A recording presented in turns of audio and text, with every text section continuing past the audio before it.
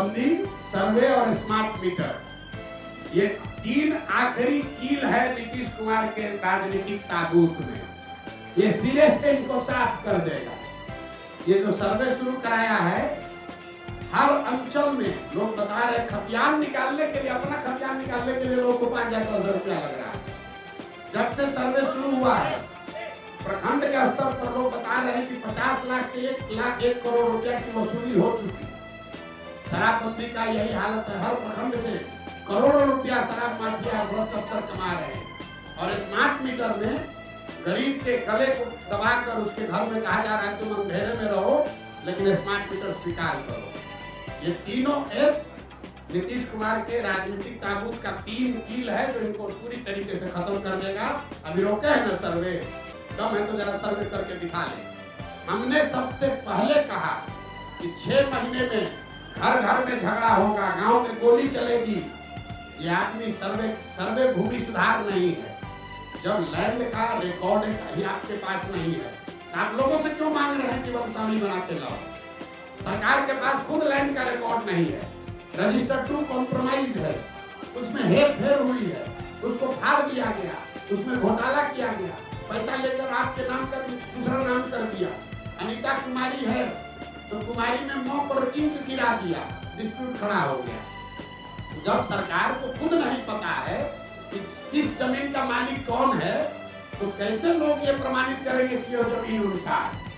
हम स्वरूप 2 अक्टूबर को बिहार में एक नए दल, नए विकल्प के तौर पर जन स्वराज एक नया राजनीतिक दल आपको देखने को मिलेगा। 2 अक्टूबर को आपको ये भी पता चलेगा कि इस दल का नेतृत्व किन लोगों के हाथ में होगा। 2 अक्टूबर को इस दल के नाम की, इसके संविधान की और इसके नेतृत्व की घोषणा जन स्वराज से जुड़े हुए हजारों कार्यकर्ताओं, साथियों, इसके बनाने वालों के सामने, मीडिया बंधुओं के सामने इसकी घोषणा की जाएगी।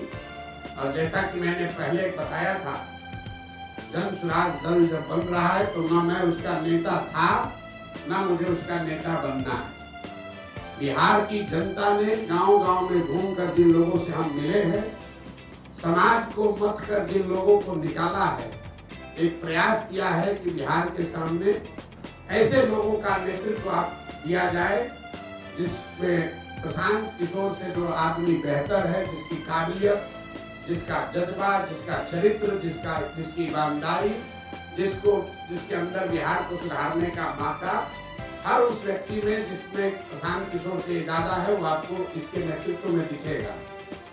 तो 2 दिन और अगर आप इंतजार करेंगे तो आपको पता चलेगा कि 2 अक्टूबर को जन स्वराज की लीडरशिप काउंसिल में किन लोगों का चयन हुआ, किन लोगों को जनता ने बताया और साथ ही पार्टी के अध्यक्ष की घोषणा भी 2 तारीख को की जाएगी।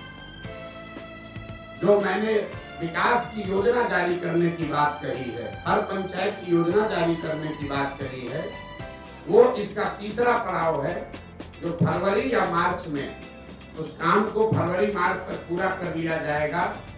और पटना के गांधी मैदान से आपके सामने, आपके माध्यम से जनता के सामने, बिहार की जनता के सामने बिहार के अगले 10 साल के विकास का, बिहार के हर पंचायत के विकास का मॉडल और पूरा खाका यहाँ पर रखा जाएगा, जिसमें हम सिर्फ आपको ये नहीं बताएंगे कि बिहार से पलायन रुक जाएगा, आपको ये भी बताया जाएगा कि वो पलायन को कैसे रोका जा सकता है, ताकि उस योजना को आप पढ़ें, उसको देखें, उस पर चर्चा करें, उस पर सवाल उठाएं और अगर आपको उस योजना में विश्वसनीयता दिखे तभी उसको आप अपनाएं। तो ये फरवरी के अंत या मार्च के पहले हफ्ते में पटना गांधी मैदान में जन स्वराज का, बिहार को सुधारने का जो प्रयास है, जो अभियान है, अगर आप लोग सब पत्रकार हैं, आपको भी बता रहे हैं, अगर 12-15 साल में मोदी जी ने, अगर आपने कोई खबर छापी हो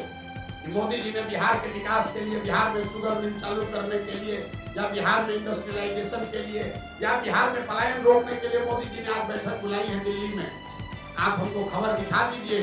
और ये सारे प्रयास के बाद हम जन स्वराज का अभियान वापस लेकर एनडीए का समर्थन कर देंगे, आप दिखाइए। लेकिन जिस समाज ने जाति धर्म सब भूल कर मोदी को जिताया, उस मोदी ने बिहार की चिंता नहीं की। बिहार के बर्बादी के जो दोषी हैं वो लालू और नीतीश हैं, लेकिन इसके असली गुनाहगार कांग्रेस और भाजपा ही है। ये क्यों कह रहा हूं मैं? लालू और नीतीश ने बिहार में सत्ता चलाया है। बिहार की जनता ने उनको एक बार जीवन में, लालू जी को 1995 में और नीतीश जी को 2005 में एक ही बार पत्र दिया। लेकिन लालू जी जंगल राज 15 साल इसलिए चला पाए कि चंद सांसदों के लालच में कांग्रेस के लोगों ने बिहार और बिहार के बच्चों का भविष्य लालू के हाथ में गिरवी रख दिया। और जो गलती कांग्रेस ने की, वही गलती आज भाजपा कर रही है। ये भाजपा वो दल है जो पूरे देश में, इसके लिए हम लोग कहते हैं कि दूसरे का दल को तोड़कर सांसद विधायक खरीद के सरकार बनाता है। बिहार में उसका 80-75 विधायक है, नीतीश का 43 है, लेकिन यहाँ सरकार नहीं बनाया। यहाँ नीतीश को बैठा दिया है ताकि हमको 12-15 एमपी मिलता रहे। तो भाजपा ने भी वही गलती की है जो कांग्रेस ने किया। कांग्रेस ने हम लोग के बच्चों का भविष्य लालू के हाथ में बेचा, भाजपा वाले हम लोग का भविष्य नीतीश के हाथ में बेचे हैं, और परिणाम भी वही होगा। जैसे कांग्रेस सिरे से बिहार में खत्म हो गई, लालू और नीतीश का कुछ भी हो, भाजपा यहाँ सिरे से खत्म हो जाएगी। नेतृत्व ऑलरेडी आप देख रहे हैं, भाजपा बिहार में नेतृत्व विहीन पहले से हो गई है, कुछ नहीं बचा। भाजपा के जो यहाँ अध्यक्ष बने हैं, हम आपको आपके मन से बता रहे हैं, सुन लीजिए, उसके बाद में 1 घंटा बैठे हुए। भाजपा के जो अध्यक्ष बने हैं, बिहार के किसी गांव में चल के खड़ा हो जाए, उसमें से 10% आदमी भी नहीं कह सकता है ये आदमी कौन। ये भाजपा के नेतृत्व का देखिए स्थिति। जो भाजपा के अभी अध्यक्ष है, उसको बिहार में 10% आदमी पहचानता नहीं है कि आदमी है कौन। अब भाजपा उनके जरिए बिहार सुधारना चाहती है, ये दिखाता है। यही काम कांग्रेस ने किया था, उन्होंने अपने नेतृत्व को खत्म करके लालू के हवाले कर दिया। तो भाजपा ने अपने नेतृत्व को, उसमें भाजपा में भी जो काबिल आदमी है उसको सबको हटा के और ऐसे लोगों को दिया है जो नीतीश का झोला ढोते रहे, उसके पीछे चलते रहे।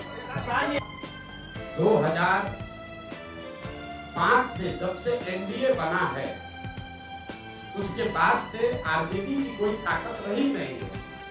2005 से आप आगे का इलेक्शन का आंकड़ा उठाकर देख लीजिए, तो आरजेडी को कभी, आरजेडी या उनके द्वारा बनाए गए गठबंधन को कभी जीत नहीं मिली। महागठबंधन का एक अपवाद छोड़ दिए जिसमें हम लोगों ने मदद की थी, उसमें भी आरजेडी जूनियर पार्टनर ही था। नीतीश जी के चेहरे पर चुनाव लड़ा था, आरजेडी के नाम पर चुनाव नहीं लड़ा गया था। और अभी का लोकसभा का चुनाव देख लीजिए, इस लोकसभा चुनाव में 176 विधानसभा में भाजपा और एनडीए को बढ़त है।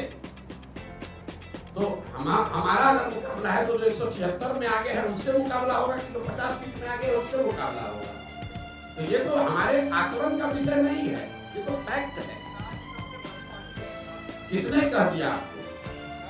भाई ऐसा है, अब अपने हिसाब से कहिएगा। लोकसभा में कितना सीट है आरजेडी को? 2014 में आरजेडी को 5 से कम सीट था, 2014 में 0 सीट था, 2019 में 4 सीट मिला है। और आप तो बता रहे हैं, बाप रे कितना बड़ा दल है आरजेडी। आरजेडी, एक बात ध्यान रखिए आप लोग, आरजेडी अपने दम पर, लालू जी बहुत बड़े नेता हैं, लेकिन लालू जी अपने दम पर बिहार जीवन में सिर्फ एक ही बार जीते हैं, एक ही बार जीते हैं। दोबारा बिहार की जनता ने लालू जी को बहुमत नहीं दिया है। एक बड़ा दल का ढोंगा बिहार के दूसरे कोने में जाकर बताइएगा, हमको मत समझाइए। कितना उनको दम है तो हमको मालूम है। और वो दम का आधार क्या है? दम का आधार यह है 18% मुसलमान, जिसको आप 20 वर्ष से डरा रहे हैं कि अगर हमको वोट नहीं दोगे तो भाजपा आ जाएगी। आपने मुसलमानों के लिए किया कुछ नहीं, उसको भागीदारी नहीं दी, उसको हिस्सेदारी नहीं दी, उनके बच्चों के पढ़ाई की चिंता नहीं की, उनको लालटेन में किरासन तेल बनाकर जला रहे हो, रोशनी अपने घर में कर रहे हो। उसको अगर हटा दीजिएगा तो कितने लोग बिहार के हैं जो आरजेडी के समर्थन में, आप बता दीजिए, आपको ज्यादा जानकारी है।